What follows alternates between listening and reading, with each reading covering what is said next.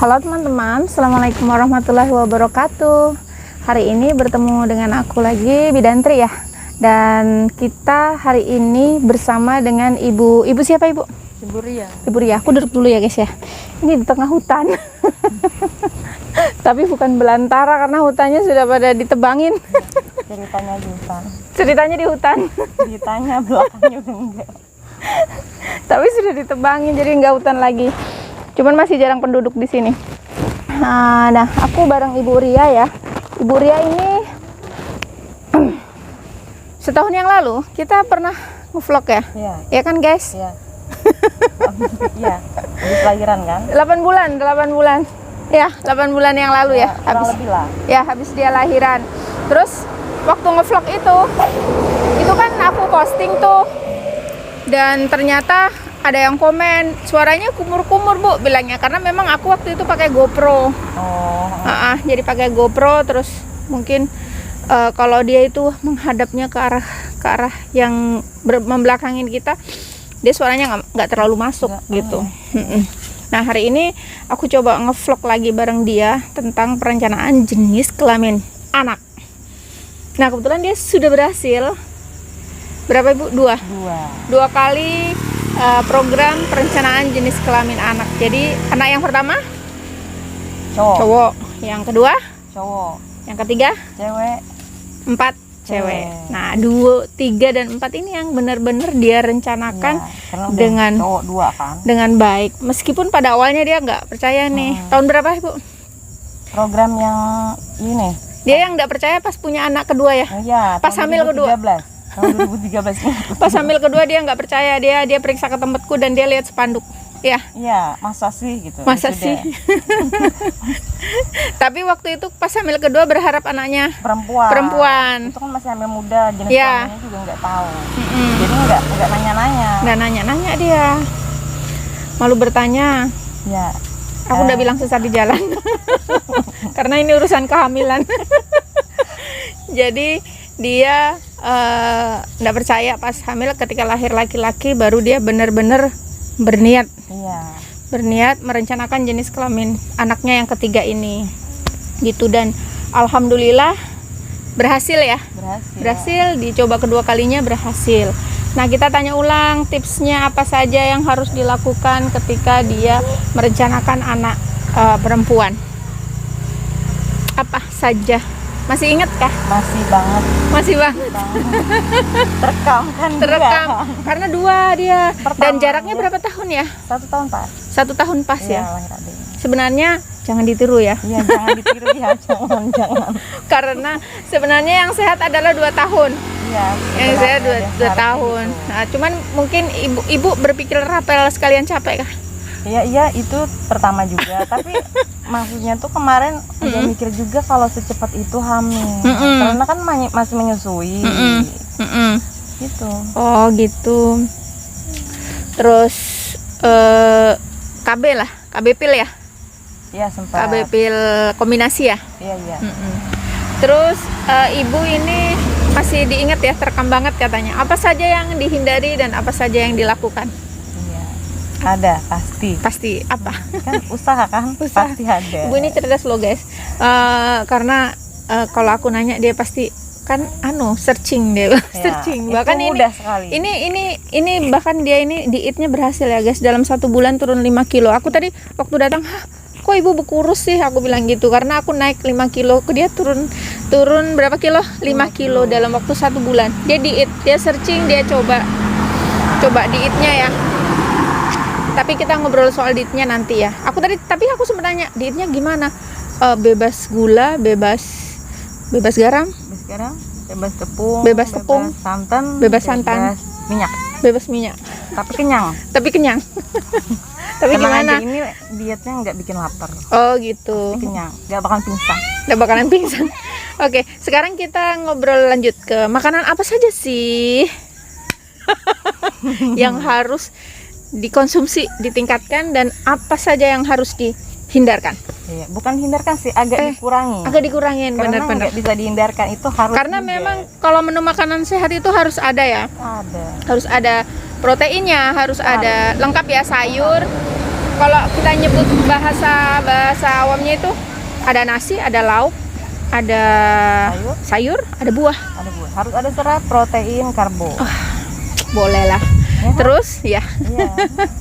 Jadi ada yang harus dikurangin dan harus ada yang ditingkatkan. Iya, ditingkatkan. Yang ditingkatkan apa saja? Sekarang yang ditingkatkan dulu, yang ditingkatkan konsumsinya apa dulu? Buah-buahan, Buah-buahan, sama sayur. terutama sayur. Ya, buahnya pun dihindari alpukat ya. Dihindari alpukat ya. Terus apa lagi? Oh ya, harus Terekam tapi agak lupa-lupa. ya, agak lupa-lupa. Soalnya itu aja kan yang mudah di pasaran yang kita konsumsi. Iya, kan itu aja. yang mudah Kalau di yang- pasaran ya. iya. Mm-mm. Itu Yang aja jelas yang- ada buah-buahan ya. Ada. Karena kalau buah-buahan tuh kan nilainya memang magnesiumnya juga Ya, harus. lumayan Penting, kan? tinggi ya. Terus apa lagi? Makanannya sayuran, buah, sayuran. Apa ya? Seingat itu aja sih. Oh, dia seingatnya hanya itu meningkatkan aja. buah-buahan Buah dan saja. sayur. Buah dan sayur ya, benar. Memang kalau di teori yang biasa saya pakai, dia harus meningkatkan buah dan sayur gitu. Di sayurannya itu cenderung yang hijau gelap. Iya.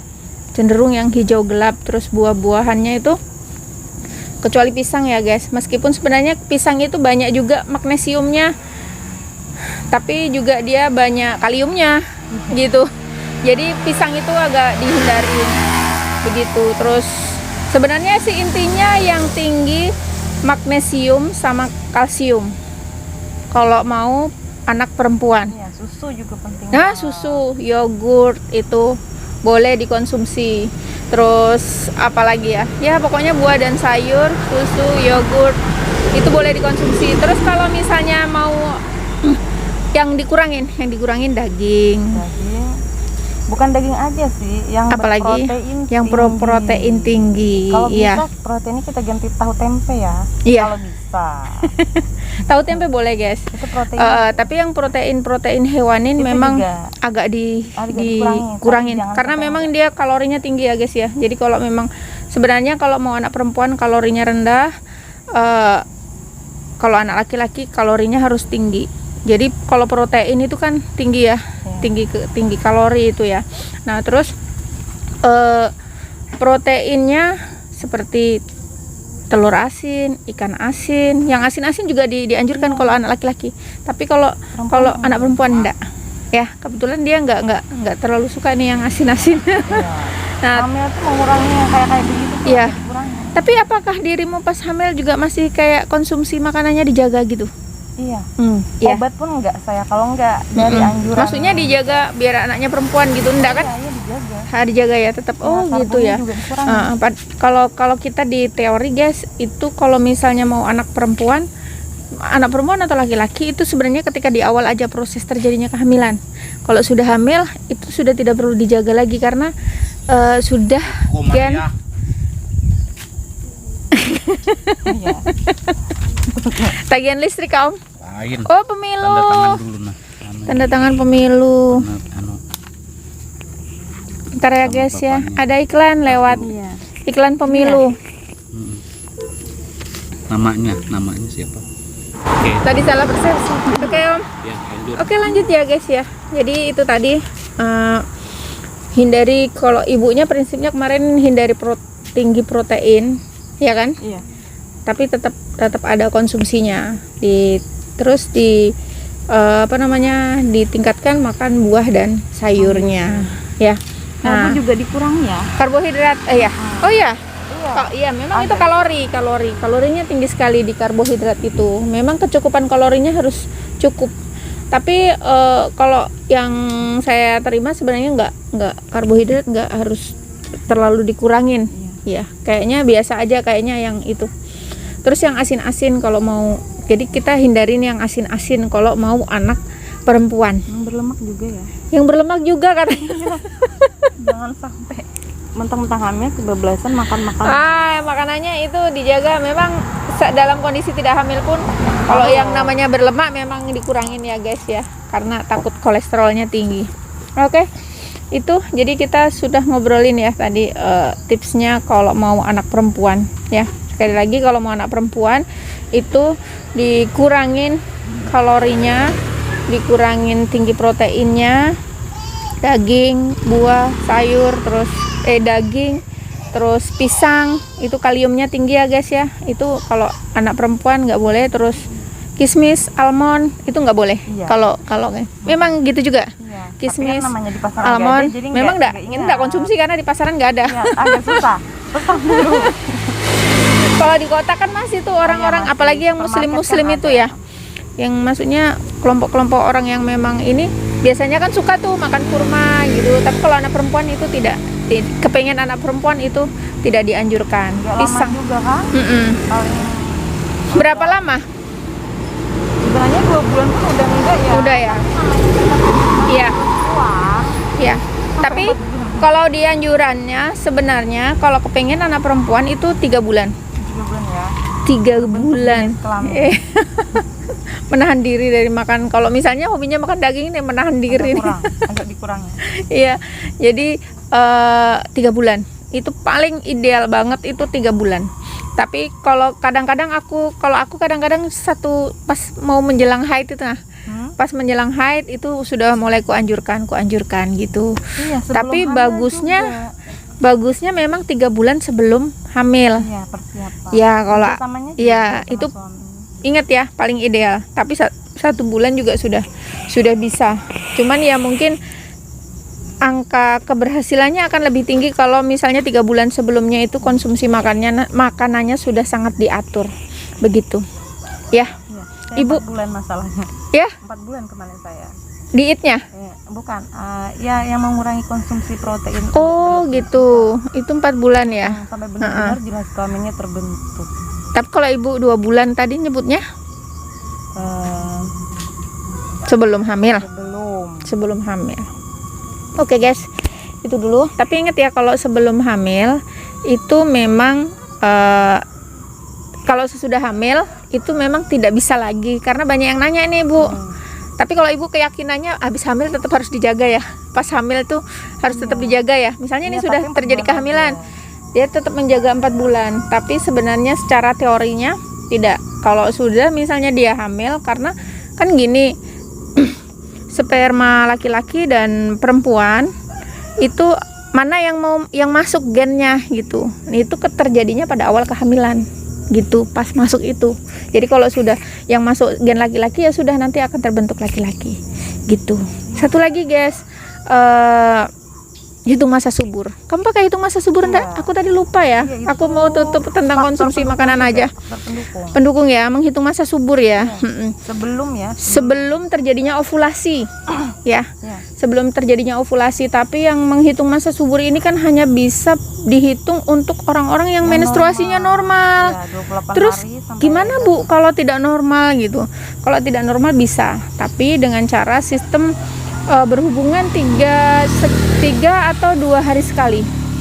Jadi sebenarnya yang menyebabkan itu terjadi laki-laki atau perempuan itu 2 faktor. Dari si bapaknya ini kalau misalnya sering berhubungan, misalnya 2 hari sekali, maka sel sperma yang dikeluarkan itu akan dominan perempuan. Tapi kalau dia jarang berhubungan, maka dominan laki-laki gitu. Nah, terus itu akan menentukan nanti yang tembus itu laki-laki atau perempuan gitu. Nah, kalau di perempuannya itu hitung masa subur. Jadi kalau misalnya masa subur itu sebelum terjadinya ovulasi, itu si perempuan itu gairah seksnya itu belum meningkat. Nah, ini akan sangat berpengaruh karena yang paling dominan adalah gen laki-laki itu akan mati dengan asam vagina. Sementara jika seorang perempuan itu klimak, maka asam vaginanya akan berubah menjadi basah. Jadi kalau dia mau anak laki-laki, berarti harus klimak.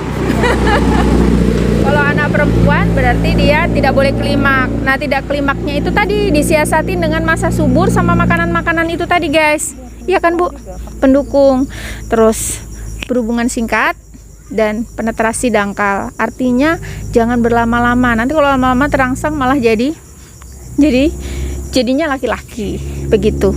Ya. Nah, benar. Terus ada juga nih, Bu, kalau misalnya nih aku ternyata kalau misalnya diajak berhubungan pasti klimak, dia bilang. Pasti terangsang. Itu gimana, Bu? Nah, itu bisa dibantu dengan cebok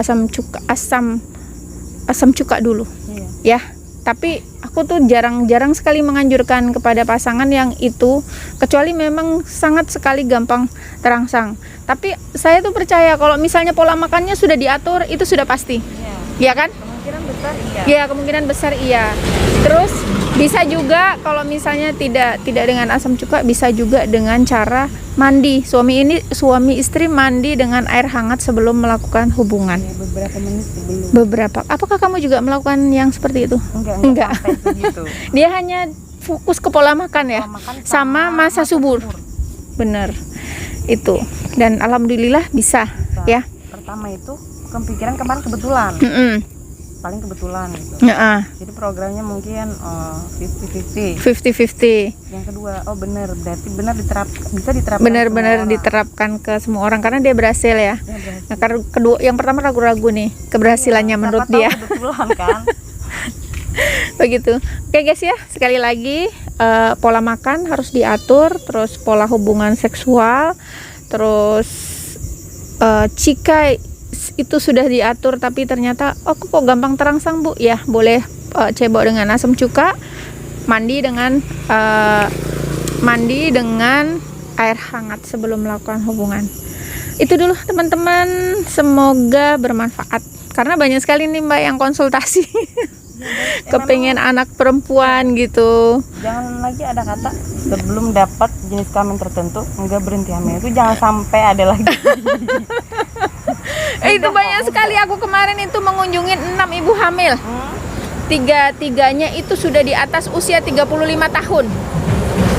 Anaknya padahal sudah 45. Tapi jenis Tapi hanya karena dia itu ingin mendapatkan jenis kelamin tertentu.